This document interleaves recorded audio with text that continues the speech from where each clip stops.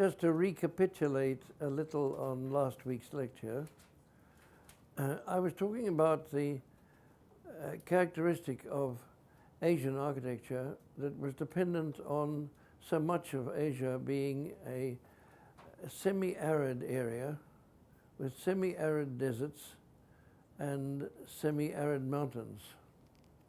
Now in the Arab deserts, the semi-arid deserts, we tended to get courtyard buildings with high walls and hardly any windows.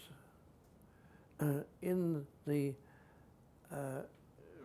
semi-arid mountains, because of the shortage of agricultural land, people tended to build on the rocky terrain, and therefore the footprint had to be fairly small.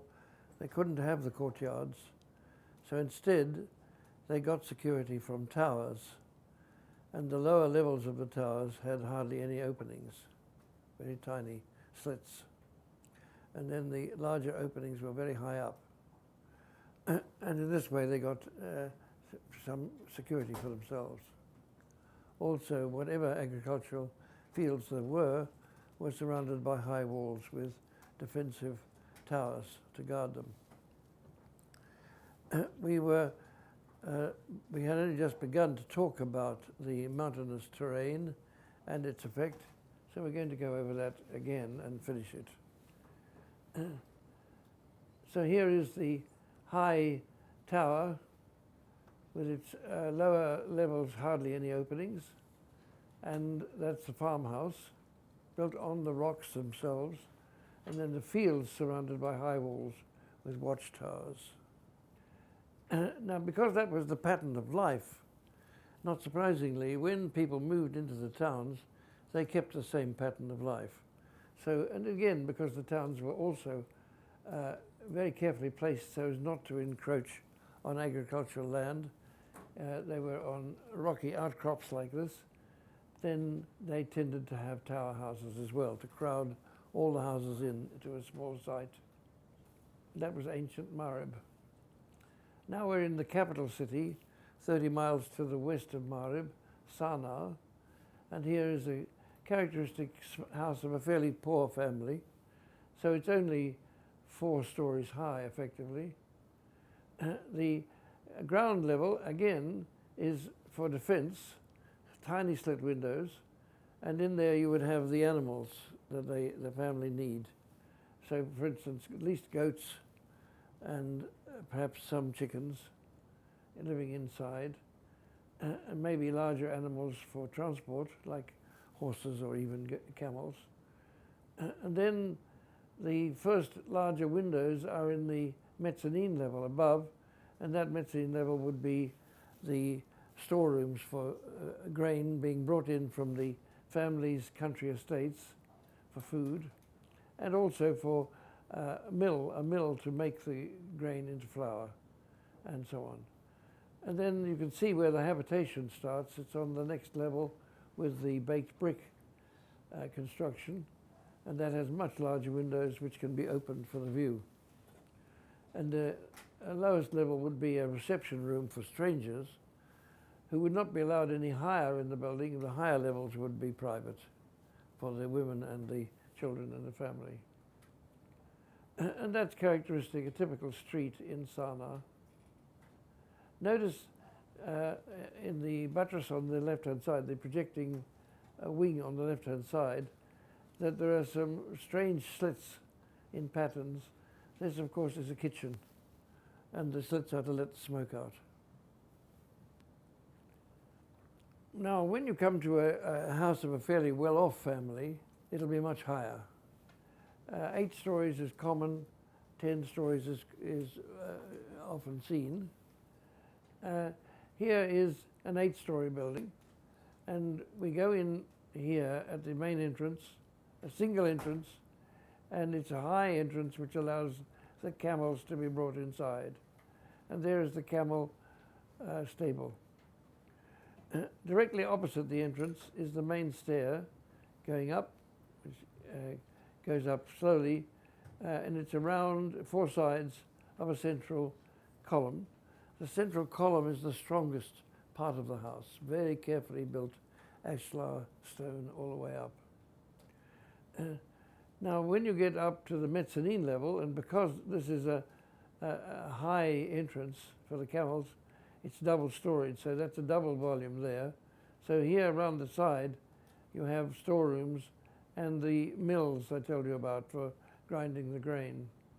Then you go up, and the next level is the level for strangers. So here is the main reception room for strangers, and that also doubles as what is called a D1, which is the room for the clan to gather when there's a big event like a birth or a celebration of a nuptial, then, or even the observance of a funeral.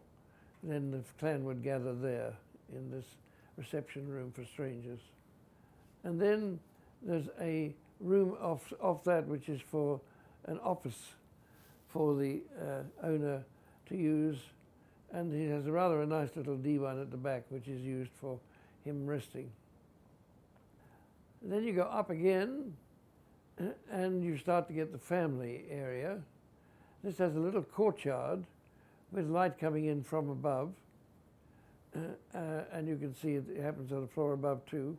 There's some holes letting the light through, and we have now smaller rooms which become the kitchen rooms and the rooms for storing goods for the family use, and then a suite of rooms here for one member of the family to use. And that suite happens on every level above there. So there's another one here and another one here. Going up again, we have more food preparation areas. Above that, we have the main level for women robing, and so we have the wardrobes here for the women to use. And above that, we have a woman's room for entertaining, and at the top, a man's room for entertaining. They're taking advantage of the height to entertain with a wonderful view. So strangers have to come up to these entertaining rooms, up the staircase. And so the question is, how do they get there without spoiling the privacy of these levels? Sorry, this is not working very well. So how do they get there? The answer is there are doors all the way up which block access into the other levels. And so the staircase becomes a self-contained volume all the way up. And you come up to this level and then to that level in what is really a self-contained vertical shaft with closed doors. In order to make sure that none of the family go into the staircase shaft while there are strangers on it, what the strangers do is as they come up through the stairs, is they chant something. Usually they chant, Ya Allah, God, God, God, is all the way up the stairs to warn the family not to come in until they get to the top. So the siesta period, the women spend the siesta there and out on these two terraces, and the men spend it there. But if the family is just entertaining normally, they would do it down there. I don't know whether you can follow that, very complicated. Here's a section through it all. You can see how the courtyard works at the higher level. But here is a very interesting point. That is the question of access to water and also how you deal with toilets. Here is access to water. The well is simply taken up through the height of the building to the kitchen level and above, sometimes above. So here is the well being drawn at kitchen level for water for the house. As far as bathrooms are concerned, this is just one example, or a typical example. There's a bathroom on every floor at this position, and the bathroom has what is called a long drop, which allows the solid waste to come down to the storeroom at the bottom where it is collected. The liquid waste, the urine, flows on the outside of the building down an outside surface which is created in waterproof plaster and is of course washed down very quickly with water, so it becomes quite clean very fast. we're going into that house. So here is the entrance volume. I'm sorry we didn't have the front door for some reason. Here is the entrance showing the entrance to the staircase at the back, and the entrance to the stable for the camels is on the left, just off the picture. So camels are brought inside here, and the load is taken off their back. Here you are going up to one of the landings outside the staircase, one of the lobbies, and from this lobby we would get into the main divan for receiving visitors. Here is a typical one of those side rooms with some of the young members of the family relaxing in the afternoon, chewing a narcotic leaf called gut, and smoking a communal pipe, a hubbly bubbly or a nagila. Notice the windows are made with alabaster panels. So it's very translucent, but it's not as clear as glass. Here in the divan, you see a wedding being celebrated, which of course the men celebrate the nuptials in a different room from the women. They're kept separate. So here the men are celebrating, and you can see the bridegroom suitably garnished. And this celebration can be riotous, but it also can involve poetry and the reading of sacred texts. Meals are served in the either in the reception room for visitors or in private rooms. There are usually a lot of people living in such a house, something like 18 or 20 people. And so the meals would be served in 2 or 3 places. Again, the men would eat separately from the women. And again, the food is communally served, as you can see. You share a communal dish. Cooking is done in a way that is not too different from ours. On a raised oven, the oven is fueled with vegetable matter or with dried animal waste, and sometimes with coal or coke. And the fumes go up into a smoke, taken straight off away from the rest of the room by an overhanging smoke channel. Washing up also done at waist height, using bowls, of course, of metal. When you get to the top of the house, you get the reception room for afternoon siestas. And here people gather. As in China, they tend to recite poetry or create poetry or read sacred texts or sometimes play music. And the view is magnificent. Sitting almost on the ground, very close to the ground. And here they are playing music.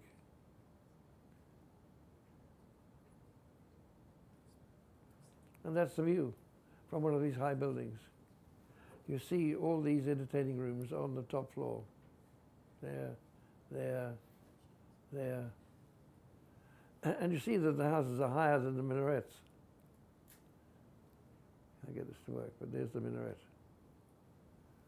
Well, they're built in the same fashion as ancient Greek and Roman architecture were built. That is, there are 2 outside skins and an inside core of solid material. The thickness of the wall will vary depending on the height and the size of the building. This is not going to be a high building, so the wall is narrow. But for the high buildings, the wall is about 3 feet thick at the bottom. At the top, it would be just 1 brick thick. Now, because of the shortage of wood, they have to have a very carefully thought out system of creating the spanning between the walls. And they do that with imported logs, which come, well, usually mangrove logs coming from the coast, unless they're very rich. And then they use just shrubs from the semi-arid fields to create these tiny bundles of branches which span between the beams, and then they settle them all in place with a layer of earth over which they put stone paving. So the floors are very well insulated from each other, both for temperature and for sound. and the building is amazingly solid. This makes it possible for some of the buildings to be very high indeed. 130 feet above the ground is quite common, and they're private houses. Now this one is not Sana up in the mountains, but actually this is down near the coast. As you can see, it's in a river valley surrounded by high cliffs, because this river floods badly in the monsoon period. And again, because the valley is quite narrow, land is very precious. So the towns tend to be congregated very tightly together, and they use the tower house system again for the town construction. So this is a town called Shibam, and it's in the Hadramaut, which is near the coast. And the building material here, we're back with the same problem as we had in the deserts. The main building material is either stone or the clay of and the sand of the floodplain. Clay, luckily, is in very available in abundance, and so they're able to get a very strong mixture of sand and clay to make large bricks, which are sun-dried and very strong.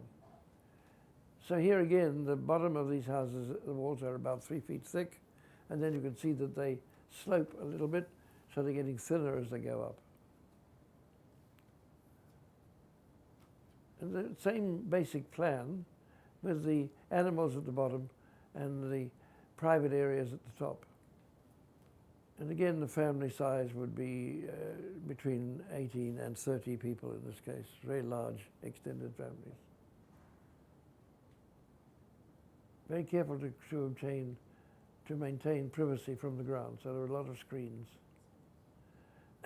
Now, because the buildings are built in this material, which is very subject to damage by rain, the top of the building is finished in waterproof plaster. So is the level near the ground, because there's a lot of splash from the rain up onto the walls of the buildings. So to make sure that the lower part of the building is protected, that is also finished in a white plaster, which is lime washed every year, whitewashed every year. So here you see a characteristic narrow street with flights of steps going up, again because of the heavy rains, for 10 days every time, twice a year.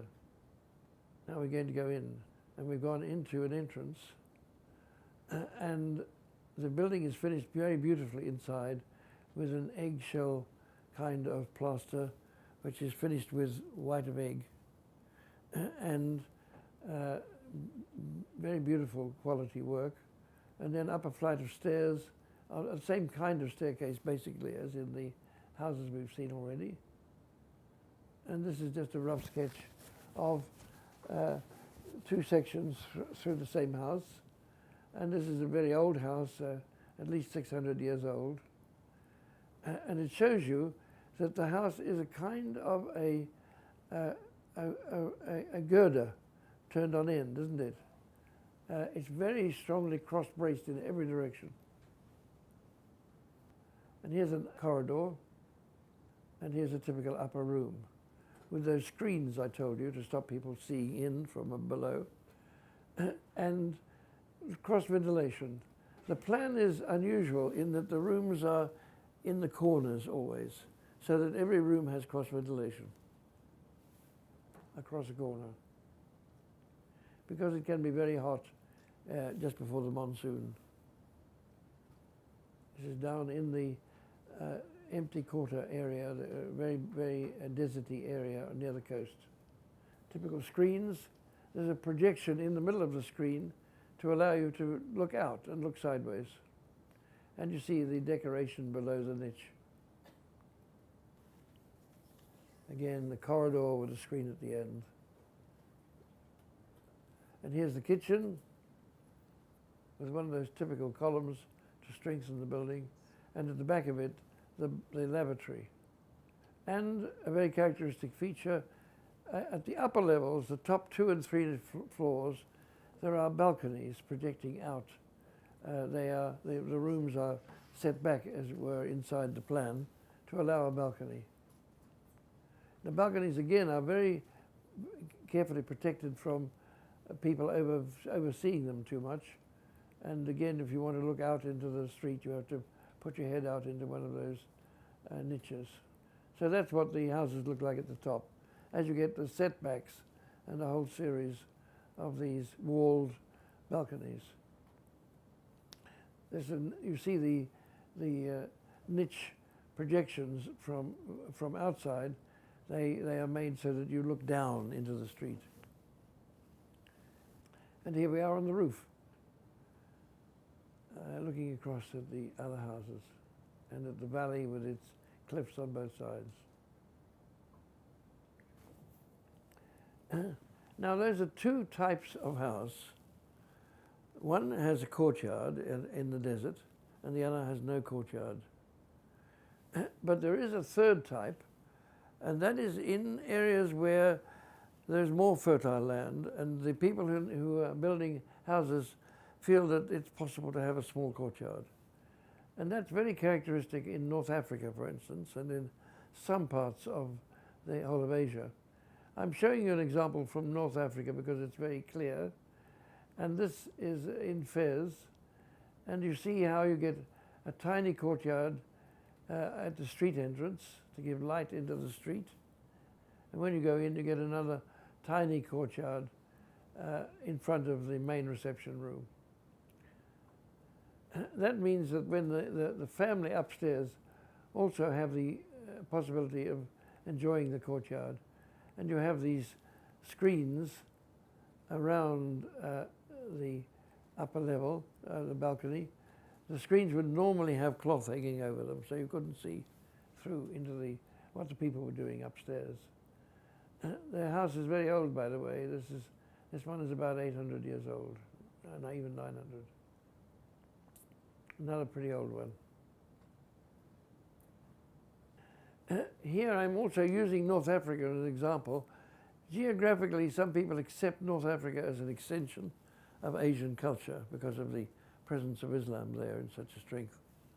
So I'm using it as an example of something that occurs a lot in Asia too, but here the best examples are in North Africa. And that is the development of the university. Two phenomena happened in the Islamic world very early on. One was the development of organized education, and the other was the development of organized medicine. So the oldest hospitals in the world are in the Islamic world, by far. And the oldest universities in the world are in the Islamic world, by far. The oldest university that is still functioning exactly as it always was is Al-Azhar University in Cairo, founded in 900 AD. The oldest university in the West is Bologna, founded in 1120 AD. The oldest hospital that's still functioning exactly as it was is the Eye Hospital in Cairo, founded in about 1000 AD. The oldest hospital in Europe is thought to be the one in Milan, which is about 1300 AD. Interesting, isn't it? The West learned a lot from the Islamic world.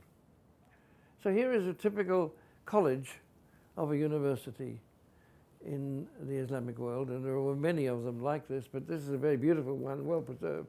And I'm showing it to you partly because it's such good architecture. And this is again in Fez, and the lecturers and the best students are given the rooms around the main courtyard, and then there are 5 or 6 smaller courtyards with rooms around them for the other students. About 150 students live in such a college, and there are about 8 colleges to a university. In the center of this entrance court, this main court, there is a pool. You'll see in the next example. So here we are looking into a very fine example. This one's actually in Marrakesh. And at the far end of the court, of the main court, there will always be a religious room for prayer. Of course, that's characteristic of Western colleges too. They would nearly always have a room for prayer as a main element. Back to Fez again. Again, these buildings are pretty old. The ones you're seeing here are 13th and 14th century. Now, the other kind of building that I'm going to show you that is very characteristic of Islam is the royal palace, the palace of the ruler. Unfortunately, nearly all of them were largely made of wood and were very easily destroyed. So that the only really good one that survives from an early period is not in Asia at all, but is in Spain, in southern Spain, the Alhambra at Granada. That we were lucky there because Granada was very short of wood, and so most of this palace had to be built in ceramic or in stone. And so that's why one of the reasons it survives. But there's another reason it survives, and that is that in 1510, a Christian emperor, Charles V, who was a very highly educated man, a very intelligent man, arrived at this palace to see a new palace that was being built for him in the grounds of it, in its grounds, right next to it. And he discovered that the architects were destroying this old Islamic palace in the process of building the new one. And he immediately issued an edict they could not destroy it and saved it for posterity. That kept it going for another 300 years. And then, of course, it was saved again in the 19th century when modern scholars discovered it and how important it was, particularly Robert Owen, and wrote books about it and interested the Spanish in trying to save it. So that's why we still have it. Incidentally, Charles V also saved the very beautiful great mosques of southern Spain, which were also going to be destroyed by the Christians until he intervened. The letters he wrote are preserved and are very interesting to read. So here we have the main entrance, the great entrance to a palace at the top of a hill in Granada in southern Spain. And there, from the top of that tower, of which the gate is situated, we're looking down at a view of the approach to the main palace. Now, the approach had been destroyed when Charles V intervened, as had all the harem quarters on the right-hand side. You can just make out part of the palace, the new palace the architects were building, on the edge of this photograph, on the right-hand edge. However, you can make out that there was, inside the gateway, there was a courtyard, then there was a very impressive sort of octagonal room you entered, and beyond that, another court. And that court, which is now surrounded by a high green hedge, was the main court for the public to have an audience with the ruler. The ruler would appear in the windows, which are now covered with creeper. You see them? I'll try and make sure you realize that. So there was an octagonal room, then there was a big courtyard for the public, and then there were these windows in which the ruler appeared. But of course, important people were given an audience in private, and that audience took place in that room, in that tower, which we'll see in a moment. So the approach, what I was showing you was from there. There is the main court for the public. Here is the room the emperor used when he was giving an audience to the public or to his troops. Here is the court, which was the court for receiving important visitors, with the main throne room behind it here.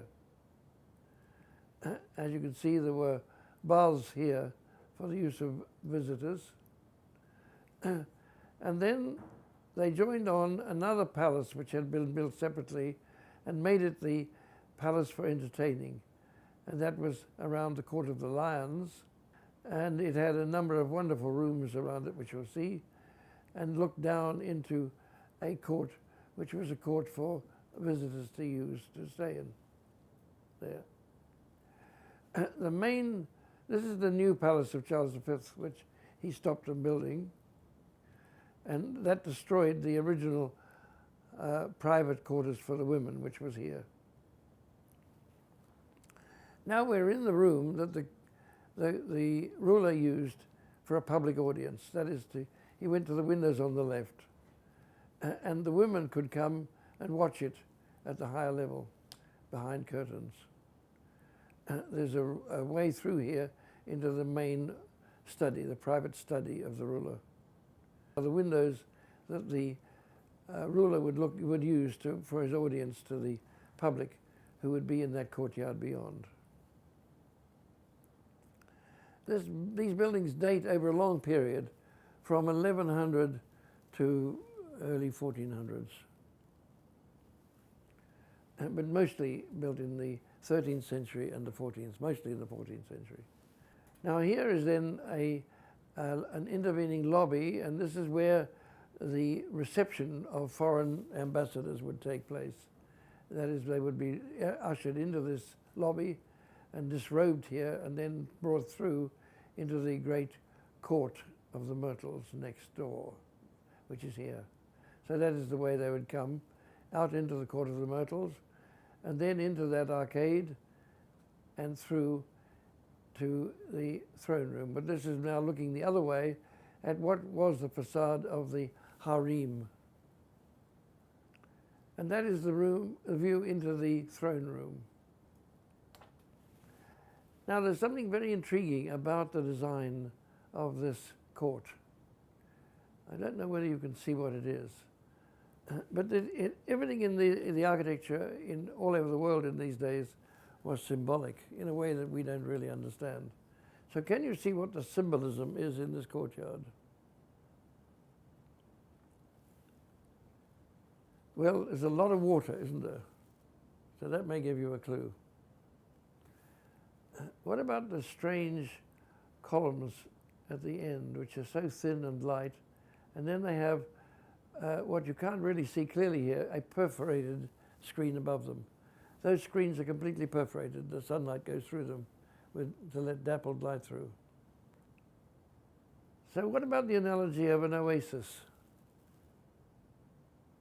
with shrubs growing, low shrubs growing around the edge, and palm trees at the end? And another thing that happens very, very beautifully is that the water is not still. Imagine how dull it would be if the water were absolutely dull, flat and still, and never moving. It can't be moved much by the wind because it's too enclosed. So they ensured that it was continually moving by having two little fountains at the ends, one at each end, which give just enough ripple to keep the whole water surface shimmering all the time. Magnificent design, isn't it? Another view of the throne room and the screens above the arcade. There's an awful lot of subtleties in this architecture. For instance, do you notice that all the tiles in this wall, except for the ones along the top, all the other tiles are exactly the same size and shape? You may not realize that at first, but they are all the same. So if you look along here, you can see the black tiles are alternately upside down, and the white tiles are the same sideways. Amazing, eh? An extraordinarily lovely use of leaves to decorate a wall. So now we're going into the throne room. And of course the handrails are late, but originally this was how one could look into the landscape. And one sat in the niches, looking from the throne room out through its wonderfully decorated entrance out into the court of the Myrtles and at the harem. You see how the fountain is channeled out into to give the ripples in the water. So here is our original approach. There's the courtyard for audience, the hall of audience, the courtyard for the welcoming of important visitors, the way through into the court of the Myrtles, which is there. The harem was here. The royal throne room was there. And then they joined on an adjoining palace to create this series of entertaining rooms. And there we are entering the adjoining palace, and it has a very characteristic central feature, which we'll see next. These wonderful Hittite lions, brought, of course, across from Anatolia, carry this huge stone basin with a fountain in the middle, and water around the lions, and 4 axial rivers lead the water from fountains in the rooms out into this courtyard. It's obviously, you may know, it's a symbol of the way they thought the world was shaped. They thought the world of the world as being a flat plain with 4 great rivers concentrated in the central great ocean, the Mediterranean. And there you see the series of pavilions that jut out into the courtyard with their delicate columns and their perforated walls above them. Now, what you're seeing here is what you would see if you went to Spain today, but it's not the original design.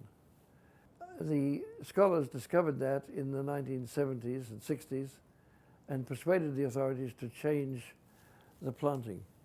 And they started to put it back the way it should be. They did this, of course, by excavating down and finding the roots of plants. So that's what they began to do. But of course, the tourist authorities objected strongly because it cut down the ability of these halls, of these spaces, to contain visitors. They couldn't have enough tourists in the building. And so they refused to allow it to go on and removed the plants. But their plants sort of grown up to be much higher. In a moment, I'll show you what that courtyard would have looked like originally. Now, each of the axes goes into a main entertaining room. But I want to show you here the analogy. Here is a typical carpet, also from 600 or 700 years ago. And the carpet shows the pattern of the design of the world as they saw it, with the 4 great rivers to a central ocean. But the ocean is now represented by a fountain. So it's a kind of an analogy of the architecture you've just seen. And that's what an ideal Islamic vision of a garden should be, a microcosm of the earth, a microcosm of the world. Now, we're in one of the main entertaining rooms, looking down the steps with the descending canal, going out to the central pool, and on the far side you can look through as the axis continues, and you can see the plants through the window of the other entertaining room on the opposite side. And here we are in such an entertaining room with incredibly beautiful decoration. And so this gives you some idea of how the designers of the Alhambra used the views as part of the design of the building. Here's one of the great rooms. And it has a very curious decoration in the ceiling, which reminds you that there's an analogy all the time with human life and the earth. And the analogy here is, of course, with the way insects build nests. So they could be seen as hornets' nests, and quite a number of insects build similar geometrical nests. But what appealed to the Muslims was the geometry of it. So here you see how they are made up of little units of ceramic tiles, which are put together to create this elaborate ceiling pattern. Just as we saw in the wall surface, they used leaves to create patterns. So now they're using these nodules of ceramic tile to create the pattern of a hornet's nest or a bee's nest and so on. So the analogy with nature is very important in this building. Amazing, isn't it? The central dome of the central hall. Now, we haven't got time in this course to show you other examples of this, but there are some wonderful examples from a later period surviving, particularly in Iran and in Isfahan, in some of the great palaces there, of very similar use of decoration and the analogy with the hornet's nest. And of course there's a link between this and some of the bridging techniques in the construction of arches, which we could also be studying if we had time. Now I said I'd show you a palace courtyard which had the planting as it should be in the Alhambra. and in the Court of the Lions in the Alhambra. And this is up the hill, the Generalife. The Generalife it's not clear who built this palace or who owned it. There were, of course, a number of important people residing around the Alhambra because it was the ruler's palace. And then there were all the members of his family and his important generals and advisors. They all had palaces. So this palace could have been built by any one of them. So there is a legend that it was actually built by the architect of the Alhambra, but I think it's only a legend. But it gives you an idea of how beautiful a courtyard with quite high planting could be. So we're going to walk through it quickly. Nearly always there is a viewing platform high up to give you a chance to enjoy the view down, both inside and outside. Again, there are single fountains at the ends and then rows of fountains beyond them. Again, the garden is a cross-axial garden, quite narrow in this case, and with lots of flowering and fruiting plants.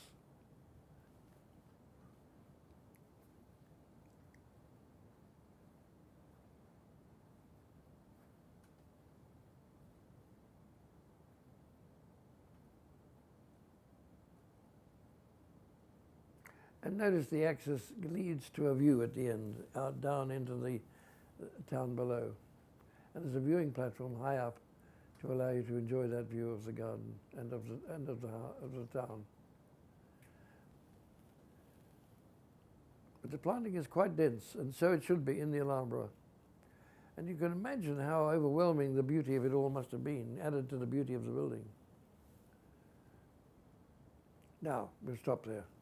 I wanted just to say that we don't have the great palaces of Baghdad, the great palaces of the later rulers, the great palaces of the early Ottomans, the great palaces of the Fatimids. We don't have any of them. We have a hint every now and then from some sort of an illustration in a book or from some fragment that remains. In Egypt, there's a few fragments of one of the great palaces. But the most famous palaces, like that in Tabriz, have completely disappeared.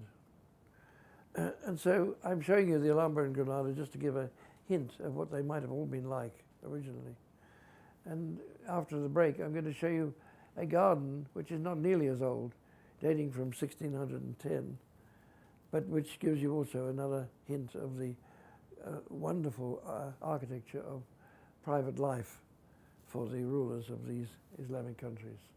So let's have a break for 5 minutes. So before I leave palaces, I'm just going to show you one other kind of palace, reminding one that in the Islamic world there was always a great emphasis on living out of doors, but camping. It was part of an ancient tradition. But also it was linked to the fact that the rulers had to travel around their possessions quite a lot, which they did in a caravan together with their wives and their attendants. And it was all a very ritualistic, ceremonial affair. And when they came to a new town, they had to allow the town time to prepare to receive them ceremonially, and so they would tend to have a camping place outside the town, and that camping place would become a royal garden, and we're lucky to have a few of those still surviving, but only one in very good condition, and that is the Shalamar garden in Lahore. There are some other very beautiful ones in Kashmir, in Srinagar as well. But here is the Shalamar, and you can see that there are two symbols of the earth, huge gardens which flank the camping area. The camping area has in its center a great pool and some important reception pavilions, and then area for tents on either side of it in the center. So there's the camping area, here's the central pool, great pavilions, and then the two flanking symbolic earth gardens, wonderful gardens. Each of those gardens has pavilions at the entrance and pavilions for resting at the corners, and you will see something of that now. Here we are in one of the pavilions looking along one of the axes. Here we are with a central pool with the fountains turned off and a view out into one of the other axes. And did you notice in the middle of that central pool there's the royal pavilion, the royal platform, the royal throne, one of many in this garden. When you get to the edge of the pool and look down into the next axis going across the garden, you have this wonderful water fountain area with fountain jets going up tremendous height, and at night it's got hundreds of lamps in these niches all around it, with lamps, of course, all around the garden. Going along, further along that axis to one of the pavilions at the end. Notice the pools are very shallow because, of course, water isn't that easy to get in this area. It's a semi-arid area. Water's a great luxury. So the pools are actually only about 3 inches, 5 inches deep. So that gives a hint of what one of these royal palace gardens was like. Now I want to go on down to talk about religious buildings in a more systematic way than we did before. Yes? I was just wondering about the water in those pools. If it's so shallow, how do they control the evaporation rates? Well, they have fountains and they're bringing in water all the time. Yeah. So, of course, the most ancient sacred building in Islam is the Kaaba, the House of Abraham, so-called, which had been a sacred building for hundreds of years in Mecca before the Prophet Muhammad came along. Of course, the Prophet Muhammad and all of his followers believed they were descendants of Abraham, and so this was the house of their ancestor. And it is still the main pilgrimage site of all Muslims. However, when the Muslims selected other important sites for pilgrimage, and there were 2 or 3 others, they tended to have some focal building. So in Jerusalem, which obviously was an important focus for the Islamic religion because it depended so heavily on the traditions of the Jews and the Christians and the various houses of Abraham, the Muslims felt that they ought to build a great shrine as a focus for pilgrimage, and they chose the rock on which it was believed a number of the events in the Old Testament took place, including here also was in the same site was the point where the prophet had dreamed that he was taken up to heaven to meet the Archangel Gabriel. And so on that site they erected a special building which, not surprisingly, has as its focus a dome. Now, that tradition of the dome as the symbol of an important place goes right back to ancient Persia and beyond, and as I mentioned is linked to the umbrella idea. That is that over in a hot place, an important leader or an important dignitary has that importance signalized by having an umbrella carried over him. And the ancient Persian kings were always depicted with an umbrella above their heads. And so the idea of the umbrella in masonry becomes the dome, and the Persians again were the first to make that bridge and to build great domes over their throne rooms. This idea was picked up by the Romans, so you have the Pantheon in Rome as a great symbol of all the gods gathered together in one place, and honored by this huge dome construction. And from that comes the great Roman tombs, which were domed, and from the great Roman tombs, the tombs of the Christian martyrs, the martyrians, which also were domed. And so, not surprisingly, because early Islam was very influenced by Christianity and by Byzantine traditions, and indeed they used Byzantine builders. So it's not surprising the Dome of the Rock, began only 60 years after the Prophet's death, was designed in the same way as a great domed space like a martyrion on an octagonal plan. I'm going to show you the building for a moment, just briefly, in a couple of pictures, to give you a sense of the early decoration in Islam. It was almost certainly carried out by Byzantine workmen, but it has no figurative dimension. That is, they were not in favor of idolatry. So there is no representation of the angels or of any saints or of any previous prophets. Instead, it's abstract or uses natural motifs. So here we have a typical decorative surface in mosaic, very gilded, and another one. I've taken these illustrations from books, but they give you a sense of what they're like. The dome itself in the building was redecorated in the 16th century, so it's probably not like the original decoration, but it gives you a sense of the splendor of the building. Sorry, is that tile or paint? I'm sorry? Is that tile or paint? No, mosaic.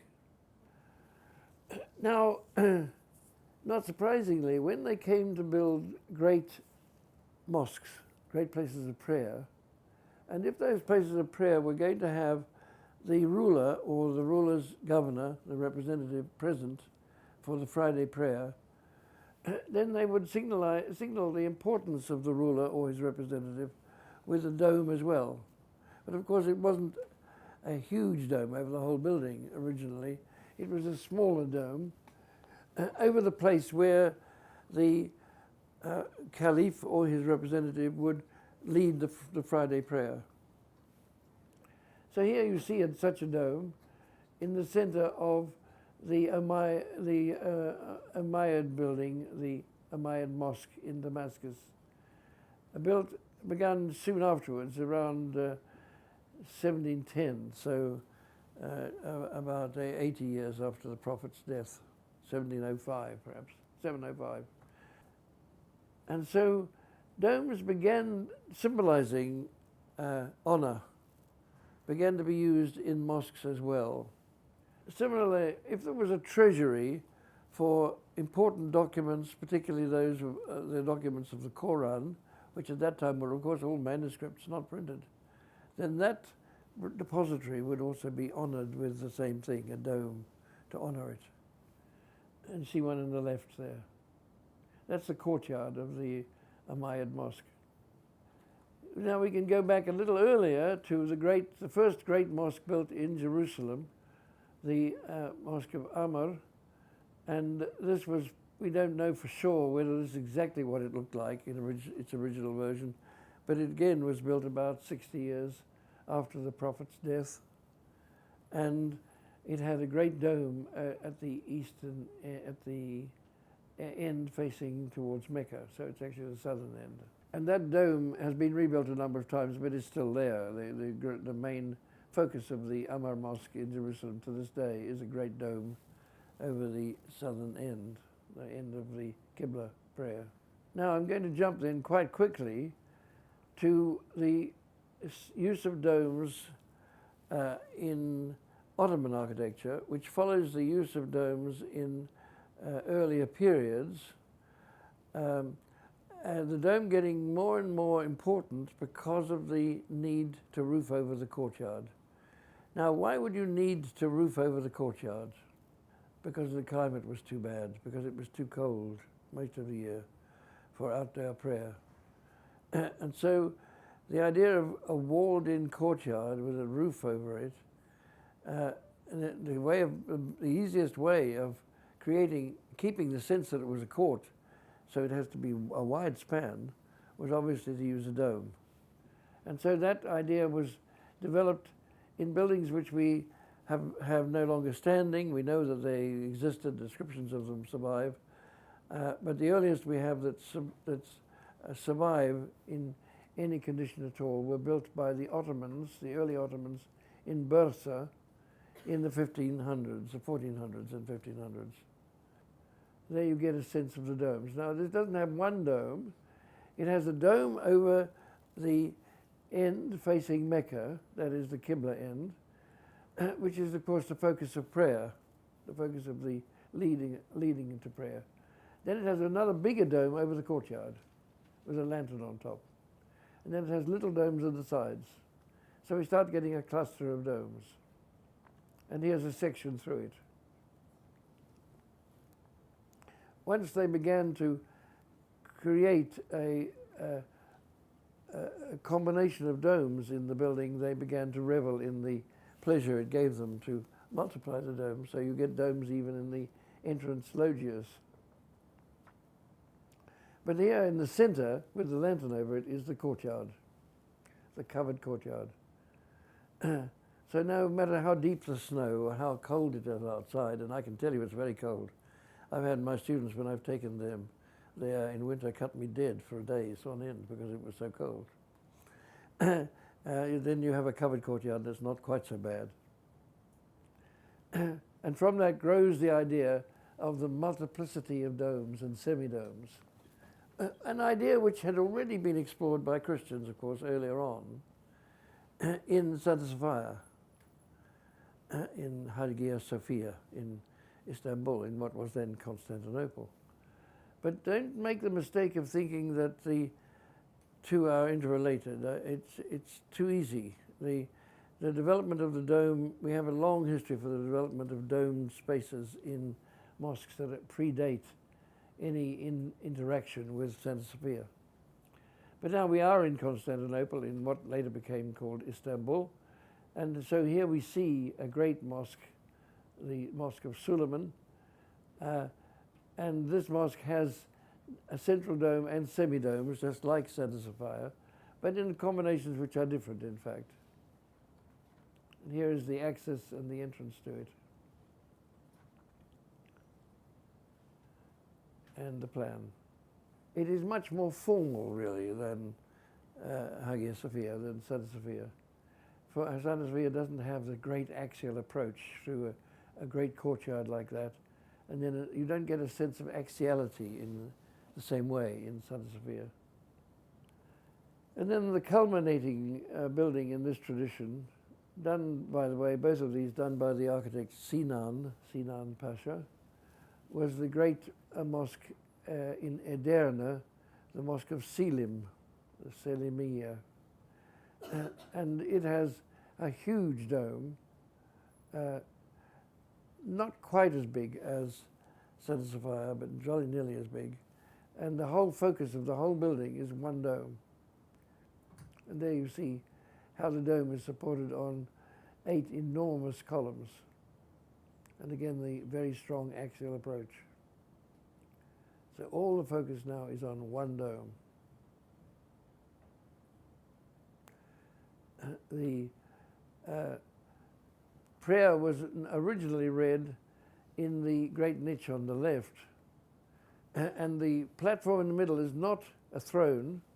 It is a place for the prayer to be transferred to the people who are praying too far away to hear it, because they didn't have loudspeakers in those days, of course.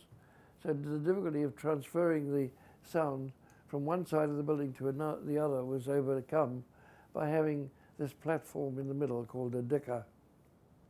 Now, arguably the most beautiful mosques were those built a little bit later, not by the Ottomans, but by the Mughals in India and in what is now Pakistan and further afield.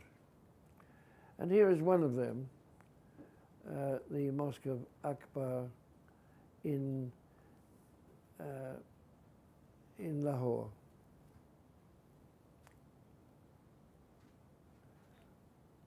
The Badshahi Mosque. And you see, it dates from the middle of the 17th century.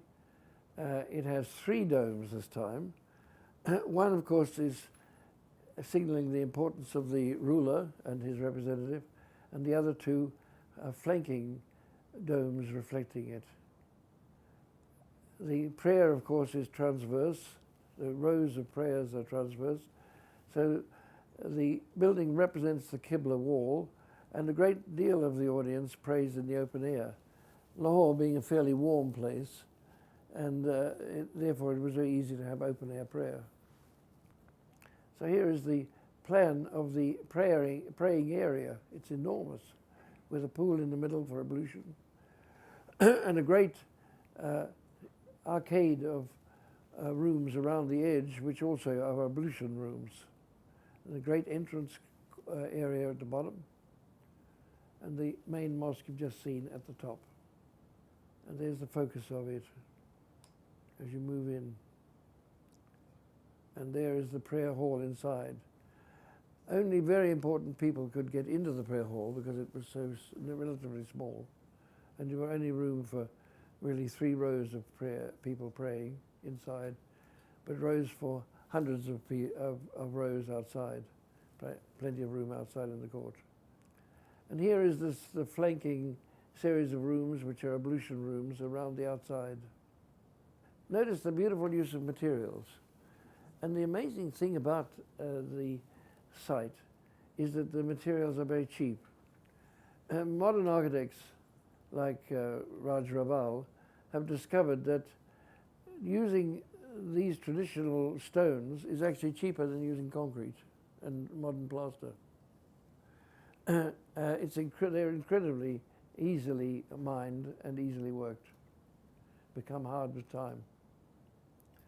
And a very beautiful use of monochrome, isn't there, in the architecture, all white or all pink.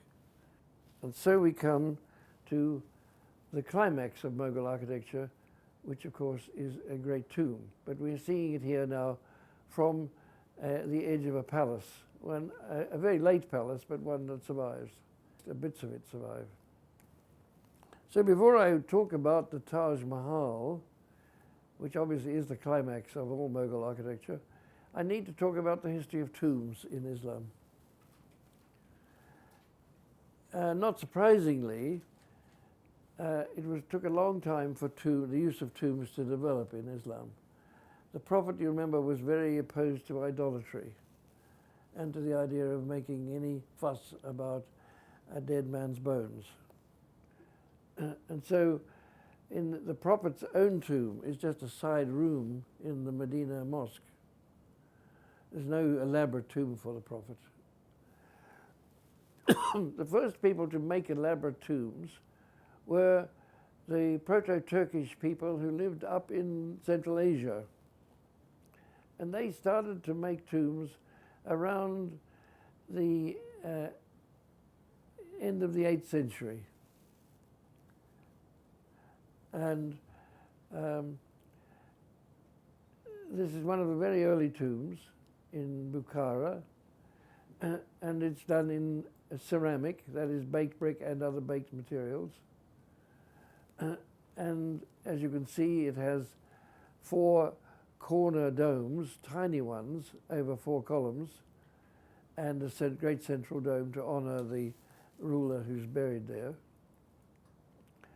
If you know anything about Persian history, you'll know it's a Persian prototype from ancient Persia.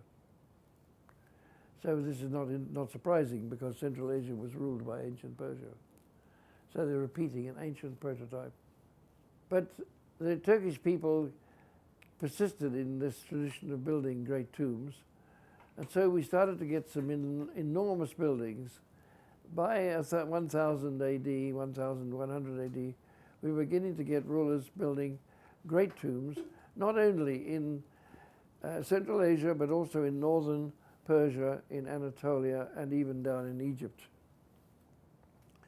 So here is one of those great buildings, the Sultania, and it has, originally was covered with tiles, as you can just see traces of the color on the building, but it's been so exposed to the weather and so neglected for 1,000 years that it's in that bad condition. Some attempts have been made in the last 100 years to repair it a bit, but it hasn't been easy to do. But it's a great tomb, very large building, very beautiful and very elegant. Originally had 8 minarets standing around the dome. Must have been very beautiful originally. But to see well-preserved, beautiful tombs, we have to go, of course, back to India and Pakistan. So I want to show you 2 of the Mughal tombs. I'm going to show you one that precedes the Taj Mahal to give you an idea of where it came from. And this was the tomb of the father-in-law of the queen, who was Jahan. And here is the tomb, the outside edge of the tomb of Jahangir, the Sultan Jahangir. We're going through the wall, and here is the great gateway to his tomb. Jahangir's tomb was never finished, it's thought, so that the central crowning dome was never built.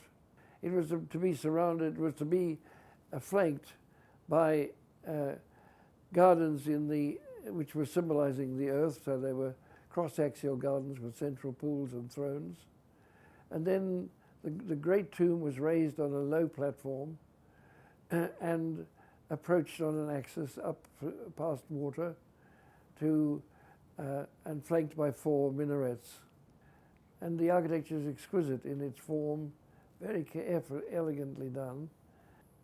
It was being built during Jahangir's lifetime, began about 1610 and unfinished at the time of his death. Next.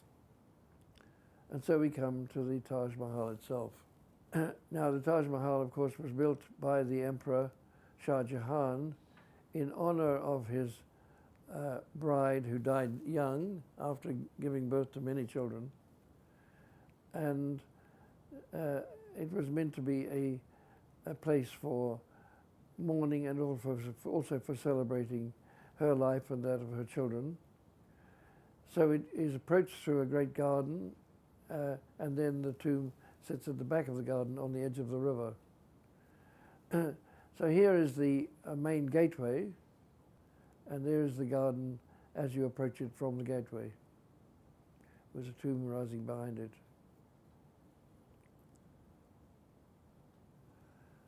So now the forecourt, number 7, is actually flanked by all the workshops. The building needed continual maintenance. It was very elegant and fragile, so that he designed it so that the workmen would be permanently living and working on the site. There's the gateway you've just seen, and the axial view up to the tomb. The tomb itself is flanked by 2 mosques, 2 mosque buildings. One is a mosque which becomes a kind of a guest house as well, and the other is a mosque for prayer. And there are pavilions all around the site, and the corners on the wall, as we saw in the Shalamar garden. So these are pavilions. And of course you see the symbolism of the earth. Here is the throne in the center of the garden for the emperor to visit and remember his wife on her name day. And the pool around it, and the axes going off in 4 directions, and the pavilions at the ends of the axes. The tomb itself is built in white marble and decorated with very delicate bas-relief with small jewels let into the semi-precious stones let into the bas-relief. Notice again the Persian prototype for the form of the tomb. Central dome, 4 flanking domes. But then the 4 flanking domes are not supported on columns. They're crowning partly octagonal structures, very elegantly thought out. The minarets are kept back, away from the building, and very low, so they don't compete with the dome. And there you see one of the flanking mosque buildings. Notice how the flanking buildings are all in red stone, so that only the tomb is in white. Well, architects have been asked in worldwide opinion polls over the last 150 years what they thought was the most beautiful building in the world. And whilst many voted for the Alhambra in Granada, most voted for the Taj Mahal. And the most recent opinion poll was taken about 20 years ago, as far as I know, and it was still the Taj Mahal. Interesting that the buildings which reach the top in modern architects' opinions are Islamic buildings. Very interesting, that is. Yeah. Why is it that the mosques aren't visible in this view? In this particular photograph, because this is the most famous view, you can't even see the domes of the smaller mosques on either side. Are they set lower down? Oh yes, they are. They are set lower down and set, as you can see, back behind the trees. Yeah, so not to compete with it. They are indeed. Any other questions? Well, I hope that gives you a sense of the great beauty of Islamic architecture. Now, there's one other aspect to that that I thought was worth pursuing, and that was the patterns of life of the people, which have been very influential in many cultures. And so we're going to look at those in the next lectures, starting with the informal patterns of life and then going on to the formal patterns of life. So we will have informal towns and villages in the first part of the presentation, and then formal ones. Okay, so we'll go on with the discussion in the tutorial. Thank you very much.